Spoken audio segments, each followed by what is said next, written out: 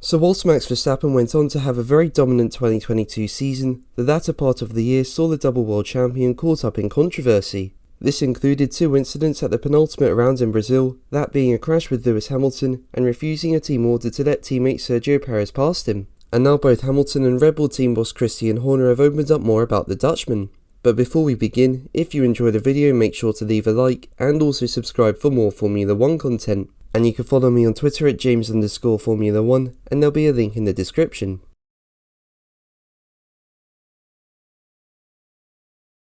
So while in 2021 we saw Hamilton and Verstappen go wheel to wheel pretty much at every race as they battled it out for the title in one of the most intense seasons ever, Mercedes fell behind Red Bull in 2022, and as a result we didn't see the two drivers really battle it out at all for most of the season. But in the final few rounds of the year, Mercedes closed up to Red Bull thanks to major aero upgrades, and in Brazil we saw Hamilton and Verstappen go wheel to wheel in the early stages of the race. Verstappen went round the outside of Hamilton into turn 1, which gave him the inside line for turn 2, but the two made contact at the apex as they battled for position, with both cars suffering damage as a result. Now even though the stewards found Max more at fault, he believed Hamilton could have done more to avoid the incident. He was quoted by Racing News 365 as saying, "I went around the outside into turn 1, I just felt that as soon as I was going next to him, he had no intention to leave me space. I thought okay, we don't need space, and we're just going to collide. I thought after last year, we maybe forget about it, we can finally race." Now if you remember back to the end of 2021, we did see Verstappen start to get really late on the brakes against Hamilton, and in races like Brazil and Saudi Arabia he couldn't even make the corner himself, meaning Hamilton would have to back out and leave the track as well to avoid contact. What happened in Brazil this year I'd put more down to being a racing incident given both drivers refused to yield and were pretty much side by side. But Hamilton hopes to see things improve between him and Max in the future, but it seems he's not quite convinced yet. He said, "I think I'll adapt. You've seen in previous years that I try to avoid contact in scenarios.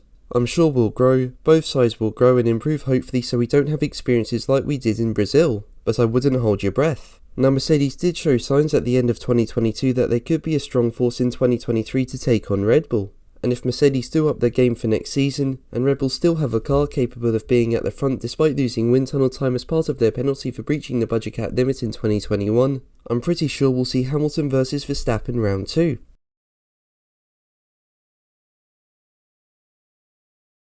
Now we all know that Verstappen also refused a team order in Brazil to let teammate Sergio Perez through to help the Mexican score more points in his fight for second place in the standings with Charles Leclerc. Max said he had his reasons for doing so, and it's understood to link back to Perez crashing during qualifying in Monaco earlier this year, which prevented Max from completing a better lap. Refusing the team order led to intense talks in the Red Bull camp, and this was all very similar to what happened at the team in 2013. Back then Sebastian Vettel and Mark Webber were driving for the team and things did become heated at times between the two drivers, despite Vettel's dominance over 4 years. But things really did become bad at the Malaysian Grand Prix in 2013 following the infamous Multi-21 order. Webber was ahead of Vettel and both drivers were ordered to hold position, but Vettel ignored this and went on to have a tense battle with Mark before taking the lead and going on to win. Their relationship just hit rock bottom after that, but Red Bull team boss Christian Horner says the duo were easier to manage. When asked about it, he told Sky Germany, "Compared to our current drivers, easy.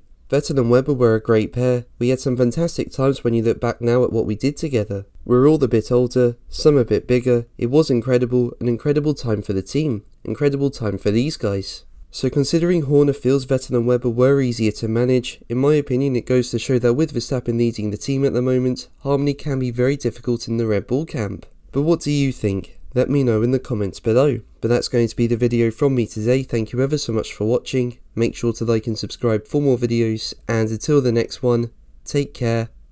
Bye.